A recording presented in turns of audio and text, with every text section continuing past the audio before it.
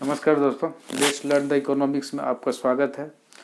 तो आज दोस्तों आज का जो है प्रोड्यूसर्स इक्विलिब्रियम पार्ट 3 हम लोग पढ़ेंगे। ठीक है, इसके अंदर में जो हम शॉर्ट रन इक्विलिब्रियम क्या है, ठीक है, शॉर्ट रन इक्विलिब्रियम में हम लोग क्या है 4 टाइप ऑफ प्रॉफिट पढ़ेंगे, क्या क्या किस तरह का प्रॉफिट होता है। First profit super normal profit क्या है, नॉर्मल प्रॉफिट क्या है, फिर उसका लॉस होता है, फिर एक ऐसा पॉइंट आ जाता है शट डाउन पॉइंट, जहाँ से जिसके नीचे जो है उत्पादन हम नहीं कर सकते, कंपनी के लिए जो घाटे की सौदा होता है। ठीक है, मतलब एबीसी से ऊपर कर सकते हैं, उसको हम लोग जानेंगे दोस्तों। फिर लॉन्ग रन इक्विलिब्रियम क्या होता है, ठीक है, वहाँ पर किस तरह से जो है प्रोड्यूसर जो है प्रोडक्शन करता है, किस पॉइंट तक वो प्रोड्यूस कर सकता है वो प्रोडक्शन सामान का।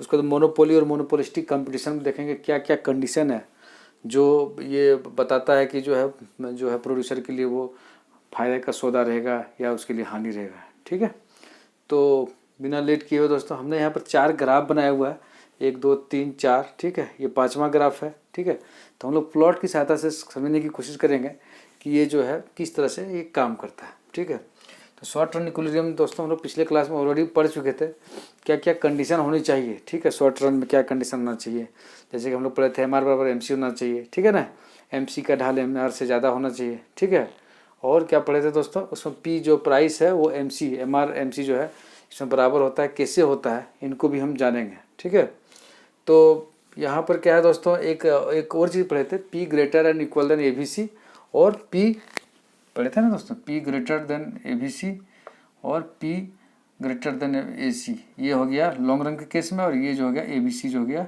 शॉर्ट रन के केस में हो गया। ठीक है, तो ये ऑलरेडी हम लोग जो है पढ़ लिए दोस्तों। तो आज का जो हमारा जो है इसको समझने की कोशिश करते हैं। ठीक है, ये फिगर 1 है सुपर।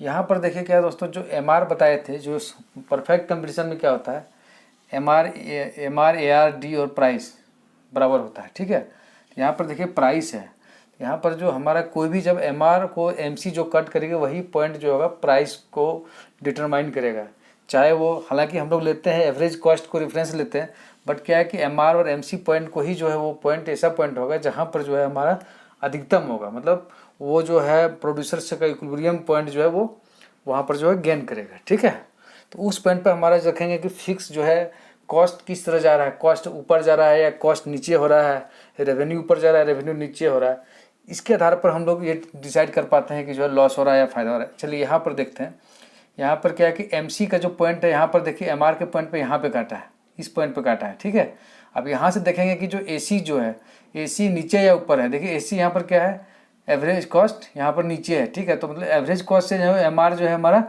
ज़्यादा है, रेवेन्यू जो है हमें ज़्यादा मिल रहा है कॉस्ट के बनिस्पत, तो हमें क्या हो रहा है दोस्तों, यहाँ पर क्या हो रहा है, प्रॉफिट हो रहा है, ये प्रॉफिट हो रहा है। ठीक है, तो ये प्रॉफिट जो हो गया ए पी ई सी, यहाँ पर क्या होगा ए पी ई सी, ये जो रेक्टेंगल एरिया हो गया, ये एरिया जो हमारा हो गया वो प्रॉफिट का एरिया हो गया। ठीक है, यहाँ पर प्रॉफिट किस तरह का प्रॉफिट हो रहा है, तो सुपर नॉर्मल, मतलब नॉर्मल से हम अधिक कर रहे हैं प्रॉफिट यहाँ पर।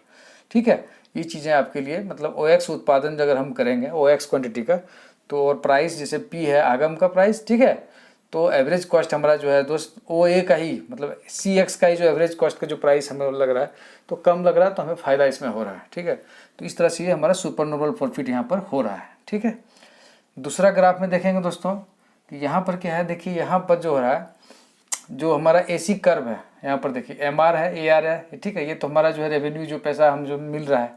अब यहाँ पर देखिए एम सी कट कहाँ कर रहा है, एम सी कट देखिए इस पॉइंट पे कर रहा है, एम आर को यहाँ कर रहा है। ठीक है, तो इस पॉइंट से हम देखेंगे कि एवरेज कॉस्ट को किस तरह से कहाँ पे है, एवरेज कॉस्ट भी यहीं पे टच कर रहा है बॉटम साइड, और एवरेज कॉस्ट यहाँ साइड कर रहा है, मतलब क्या है कि एसी जो औसत लागत है उनको जो है वो मीट कर रहा है। ठीक है, उसको जो है जितना हमें आगम हो रहा है उतना लागत भी जो है, लागत को वो पूरी तरह से जो है एक दूसरे का जो है काउंटर बैलेंस कर रहा है।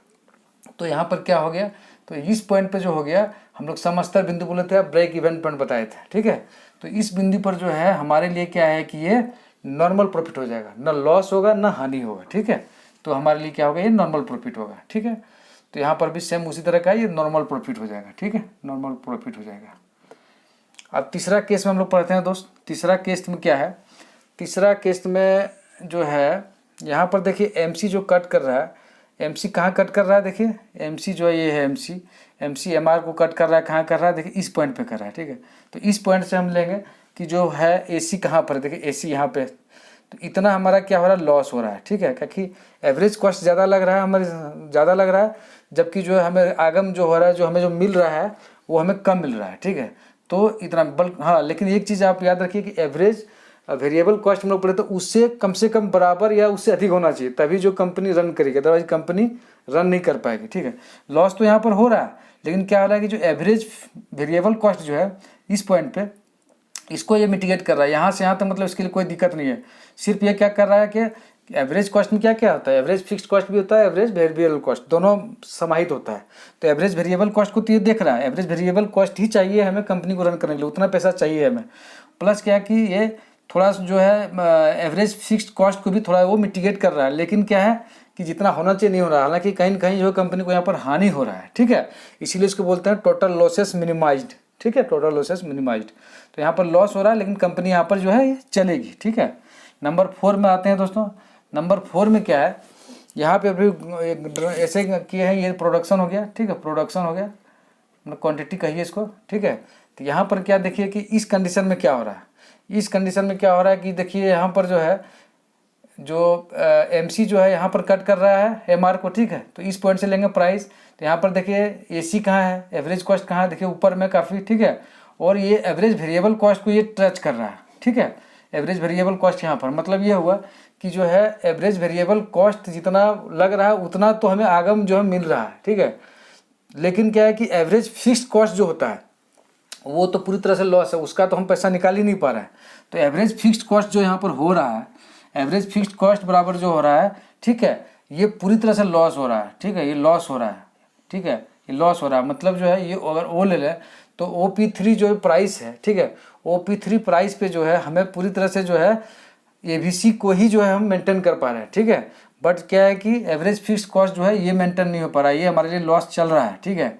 लेकिन क्या है कि फिर भी हम जो है इस कंपनी को जो है यहाँ पर जो है रन कर सकते हैं। लेकिन अगर OP3 से ये OP3 जैसे प्राइस कम अगर हो गया, इससे कम होगा तो कंपनी चलाने लायक नहीं होगा। इस पॉइंट को हम लोग बोलेंगे शट डाउन पॉइंट। OP3 के नीचे वाले पॉइंट, OP3 के पॉइंट को शट डाउन पॉइंट, इसके नीचे जाएगा तो कंपनी जो हमारी बंद हो जाएगी, हमारे लिए वो बिल्कुल जो है वो सही नहीं रहेगा, ठीक है। तो यहाँ पर जो है ये शट डाउन पॉइंट है, ठीक है। तो मुझे लगता है कि दोस्तों ये जो 4 पॉइंट है ये चारों इंपॉर्टेंट आपने समझ लिया होगा, ठीक है। आगे हम लोग बढ़ते हैं, लॉन्ग रन इक्विलिब्रियम पढ़ते हैं। तो लॉन्ग रन इक्विलिब्रियम क्या होता है दोस्तों, लॉन्ग रन इक्विलिब्रियम में आप जानते होंगे कि वहाँ पर क्या होता है कि कोई फिक्स नहीं होता, सारी चीज़ें जो होती है वेरिएबल होता है। तो यहाँ पर क्या है कि आप लोग लॉन्ग रन में जब जो है एवरेज कॉस्ट जो है, ठीक है, लॉन्ग रन एवरेज कॉस्ट यहाँ पर हम लोग ने डायग्राम बनाया है, ठीक है। और ये लॉन्ग रन मार्जिनल कॉस्ट, ठीक है। यहाँ पर क्या होता है कि लॉन्ग दीर्घकालीन में क्या होता है कि नॉर्मल प्रॉफिट होता है। नॉर्मल प्रॉफिट क्यों होता है, इसीलिए होता है कि कंपनी, कोई भी कंपनी वहाँ पर क्या है कि एंट्री और एग्जिट हो सकता है, ठीक है। किसी के लिए किसी तरह का कोई दिक्कत नहीं, कोई कंपनी अगर आना चाहे, ज्वाइन करना चाहे तो नया कंपनी सेटअप कर सकता है। वहाँ पर क्या होता है, प्राइस हर जगह देखिएगा सेम रहेगा, परफेक्ट कंपटीशन में हर जगह सेम रहता है, ठीक है। तो ये होता है यहाँ पर ये है कि जो है यहाँ में जो प्रोड्यूसर होता है उसको क्या मिलता है, नॉर्मल प्रॉफिट मिलता है, नॉर्मल प्रॉफिट मिलता है, ठीक है। ना लॉस होता है ना ज़्यादा वो प्रॉफिट होता है, ठीक है, बराबर होता है, ठीक है। तो यहाँ पर देखिए क्या हो रहा है, देखिए यहाँ पर जो है LAC जो है, ठीक है, LMC को टच कर रहा है, ठीक है। अब देखिए AR को जो MR जो है यहाँ टच कर रहा है, इस बिंदु पर कर रहा है, ठीक है। इस बिंदु पर ही ये हो गया आपका जाके मेंटेन कर रहा है, जितना हमें आगम हो रहा है उतना हमें कॉस्ट को यहाँ पर मेंटेन कर रहा है। तो यहाँ पर क्या हो गया, यहाँ पर भी जो है जीरो हो गया, मतलब जीरो क्या हुआ, ना प्रॉफिट हुआ ना लॉस हुआ, ठीक है। तो यहाँ पर भी जो हमारे लिए जो है कोई किसी तरह का जो है, तो यहाँ पर जो है लॉन्ग रन के लिए जो है ये कंपनी जो है, बड़े कंपनी जो होते हैं लॉन्ग रन के लिए जो है ये चीज़ें चाहिए होता है, ठीक है, ये कंडीशन चाहिए होता है, जहाँ पर LAC बराबर LMC होता है, ठीक है। ये पॉइंट ये है, ठीक है। तो नेक्स्ट जो है दोस्तों एक लास्ट रह गया मोनोपोली और मोनोपोलिस्टिक कंपटीशन। दोस्तों मोनोपोली क्या होता है, मोनोपोली क्या होता है, जबकि देखिए पर बहुत सारे जो सेलर, जैसे एक सेलर है किसी एरिया में, ठीक है, वो अपने अनुसार प्राइस को घटा बढ़ा सकता है, ठीक है, उनका मोनोपोली होता है। वो देखता है कि अगर हम प्राइस कम कर देंगे तो क्या होगा, हमारा सामान ज़्यादा बिकेगा, तो उस नए वो एजेंडा जो है वो फिक्स करता है। और मोनोपोलिस्टिक कंपटीशन क्या होता है दोस्तों कि नंबर ऑफ सेलर बहुत ज़्यादा होता है, ठीक है, और उनके पास क्या होता है, गुड्स सब्स्टिट्यूट नहीं होता, लेकिन दे आर गुड्स आर जो है डिफ्रेंशिएटेड गुड्स होता है, ठीक है, डेट कैन भी जो है चेंजेबल होता है। अगर ये कार पसंद नहीं हुआ तो हम दूसरा कार कंपनी का ले लेंगे, ठीक है। तो यहाँ पर क्या है कि नंबर ऑफ सेलर ज़्यादा होता है, करीब करीब जो प्रोडक्ट होता है समान होता है, ठीक है, मोनोपोलिस्टिक कंपटीशन में। यहाँ पर क्या होता है दोस्तों, देखिए MR बराबर MC, ये तो हम लोगों ने पढ़ा था, ये सिद्ध किया था जब हम लोगों ने ये पढ़ा था कि जो लाभ जो है अधिकतम कब होगा। इस केस में MR बराबर MC, तो ये प्राइमरी है कि ये होना ही चाहिए, ठीक है। उसके बाद हम लोगों ने ये भी सिद्ध किया था दोस्तों, स्लोप ऑफ MC जो होता है, slope of MC would be greater than MR होगा, ठीक है, स्लोप ऑफ MR से होगा। ये भी चीज़ें कंडीशन होना चाहिए, ठीक है। तो यहाँ पर क्या है दोस्तों, देखिए MC ग्रेटर देन MR होगा तो क्या होगा, MC लेस देन MR क्या होगा, तो MC ग्रेटर देन MR जब होगा, जब लागत हमें ज़्यादा हो जाएगी प्रोडक्ट बनाने से, तो होता क्या है, अब देखिएगा इसमें जो MR जो होता है, MR रेवेन्यू जो होता है वो डाउनवर्ड स्लोप होता है, ठीक है। अब डाउनवर्ड MR का जो है अब डायग्राम देखिएगा, पिछले क्लास में पढ़ाया तो MR कैसे होता है, वो नीचे की तरफ जाता है, ठीक है। तो यहाँ पर क्या है कि जो है आप देखिए, तो अगर MC ज़्यादा होगा तो क्या होगा, हमें प्रोडक्शन कम करना पड़ेगा क्योंकि लागत ज़्यादा हो रहा है, ठीक है। तो कंपनी को चाहिए यहाँ पर प्रोडक्शन कम करे, ठीक है। और अगर MC लेस देन MR होगा तो क्या होगा, हमारे लिए जो है वो क्या है, प्रोडक्शन हमें मोर करना चाहिए और करना चाहिए रिक्वायर्ड लेवल का, ठीक है। MC क्योंकि कॉस्ट कम हो रहा है और MR हमें ज़्यादा मिल रहा है तो और हम ज़्यादा प्रोडक्शन कर सकते हैं। और MC बराबर MR होगा, यहाँ पर क्या होगा दोस्तों, ये हमारे लिए जो होगा प्रोड्यूसर्स इक्विलिब्रियम का ये पॉइंट होगा, ठीक है, प्रोड्यूसर इक्विलिब्रियम का पॉइंट होगा, ठीक है। Provided that slope of MC should be greater than MR होना चाहिए, ठीक है।